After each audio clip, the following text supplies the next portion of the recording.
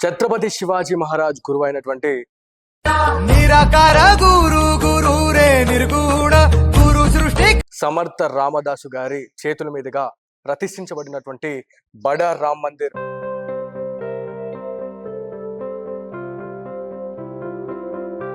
ఆలయానికైతే మనం ఇవాళ రావడం జరిగింది. నమస్తే, వెల్కమ్ టు తేజస్వి మీడియా.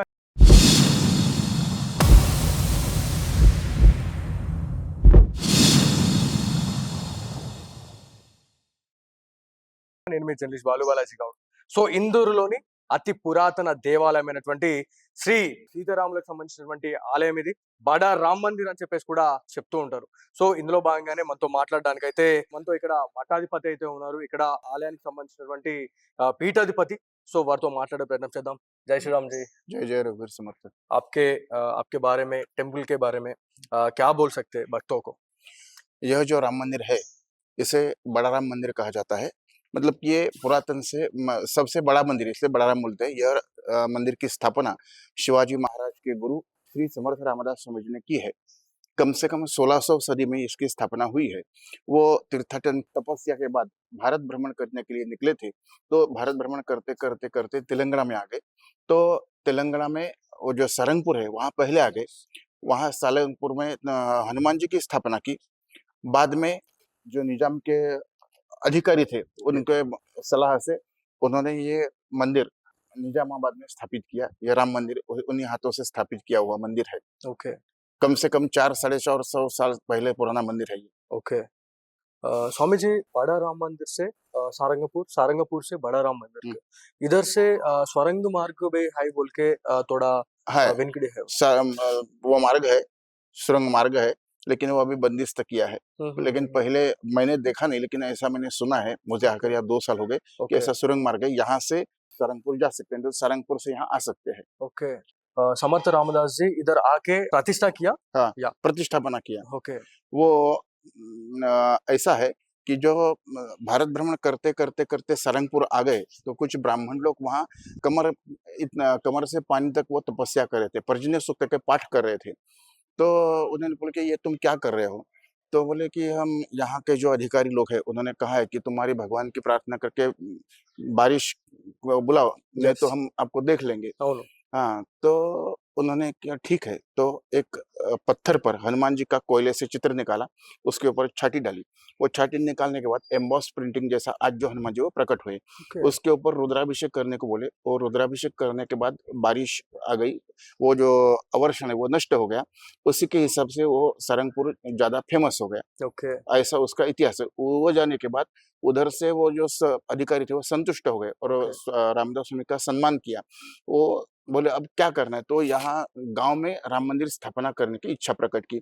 तो यहाँ राम मंदिर बनवा के दिया है उनको। ओके और ये मूर्ति की स्थापना खुद उन्होंने अपने हाथ से की है। ओके महाराज, बहुत सारे हिंदू भक्तों को एक डाउट रहता है, ये स्वयंभू है और समर्थ रामदास जी उन्हें किधर से लेके आए ये स्वामीवारी का विग्रह? कौन सा? रामचंद्र? हाँ राम, हाँ नहीं, रामचंद्र का बनाया हुआ है। ओके बनाया तो, हाँ, हनुमान जी है वो स्वयंभू है। ओके अपने उधर आप- सारंगपुर में सारंगपुर के हनुमान जी अपने आप प्रकट स्वयंभू हुए है, हैं, ओके। स्वयंभू है। ये विग्रह पाषाण से बनाया हुआ है, ओके वो शिल्पकार से बनाया हुआ है। ओके किधर किधर से आते हैं भक्त इधर यहाँ टेम्पल को? आंध्र प्रदेश से आते हैं, तेलुगु, महाराष्ट्र से आते हैं। मैं महाराष्ट्र बॉर्डर में, ओके तो महाराष्ट्र, तेलंगाना और आंध्र से ज्यादा लोग आते हैं। ओके सो ये बड़ा राम मंदिर में गौशाला भी है. गौशाला भी है। कितने आदमी इधर आके गौ सेवा करते हैं हिंदू लोग? कम से कम शनिवार में 40-50 लोग आते हैं, इंदौर गौ सेवा समिति के लोग। और ये जो वासवी गौ सेवा समिति है उनके भी एक रविवार में 40-50 लोग आकर यहाँ गौ सेवा करते हैं। और हर रोज कुछ न कुछ एक 10-12 लोग आते हैं, सेवा करते जाते हैं, गौ को चारा खिलाते हैं, खाना खिलाते हैं, गौ सेवा करते हैं। ओके हिंदू भक्तों को आप क्या मैसेज देते स्वामी जी गौ के रक्षा करने का उसके लिए? मतलब कि ऐसा वेदों में कहा है, गावो विश्वस्य मातरः, मतलब गौ ही विश्व की माता है। इस हिसाब से हमने गौ का जतन करना चाहिए, उसकी रक्षा करना चाहिए, उसका संगोपन करना चाहिए। गौ का दूध अमृत समान होता है। अगर किसी बच्चे को माँ का दूध नहीं मिलता है तो गौ का दूध पिलाते हैं। यस इतना महत्व है। और वो बच्चे को गौ का दूध हजम होता है, दूसरा नहीं होता है। तो इस हिसाब से गौ की हमने रक्षा करनी चाहिए। अगर हम गौ की रक्षा करते हैं तो धर्म रक्षा अपने आप हो जाती है। उसके लिए और कुछ करने की आवश्यकता नहीं है।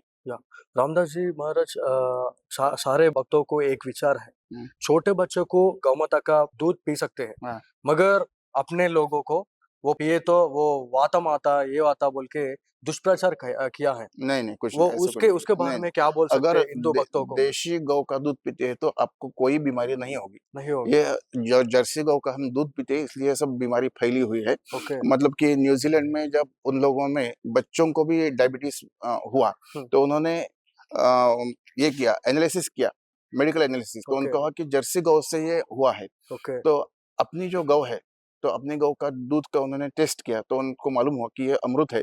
अगर देशी गौ का, भारतीय गौ का दूध पीते हैं तो आपको कोई भी रोग नहीं होगा, ओके। ऐसा साइंटिस्ट का कहना है। बट इधर देश में ऐसा दुष्प्रचार कई को किया गया है, वो तो उसके ऐसे बारे लोग में होते आप? हैं, समाज में ऐसे लोग होते हैं, कुछ अच्छे होते हैं, बुरे होते हैं। ఓకే. సో, ఈ టెంపుల్ గురించయితే చాలా మంచిగా మెసేజ్ అయితే ఇవ్వడం జరిగింది. సో, స్వామి గారి గురించి మనం మాట్లాడుకుంటే ఇక్కడ పీఠాధిపతి రామదాస్ మహారాజ్‌గా మనకి చెప్తా ఉన్నారు. సో, స్వామివారి చరిత్ర గురించి మాట్లాడుకుంటే 400-500 సంవత్సరాల చరిత్ర కలిగినటువంటి ఆలయంగా తెలుస్తా ఉంది. ఛత్రపతి శివాజీ మహారాజ్ గారి గురువైనటువంటి సమర్థ్ రామదాసు గారి చేతుల మీదుగా ఇక్కడ స్వామివారినైతే ప్రతిష్ఠించడం జరిగింది. ఇక్కడ చాలా మంది 2 తెలుగు రాష్ట్రాల నుంచే కాకుండా దాంతో పాటు మహారాష్ట్ర నుంచి చాలా పెద్ద మొత్తంలో భక్తులు ఇక్కడికి వస్తా ఉంటారు. దాంతో పాటు ఈ మఠంలో ఉన్నటువంటి ఏదైతే గోశాలకు కూడా చాలా మంది ఇక్కడ భక్తులొచ్చి గోసేవ కూడా చేసేసి వెళ్తారు అని చెప్పేసి తెలుస్తా ఉంది. ఖచ్చితంగా నెక్స్ట్ వీడియోలో మన ఇందూర్‌లో ఉన్నటువంటి పురాతన దేవాలయాల చరిత్రతో మళ్ళీ మీ ముందుకొస్తాం.